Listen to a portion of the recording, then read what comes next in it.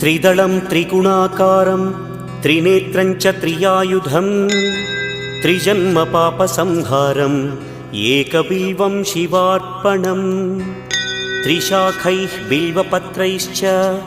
अच्छिद्रैः कोमलैः शुभैः तव पूजां करिष्यामि एकबिल्वं शिवार्पणम् कोटिकन्या महादानं तिलपर्वतकोटयः काञ्चनं शैलदानेन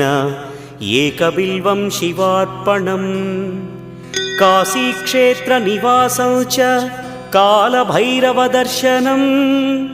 प्रयागे माधवं दृष्ट्वा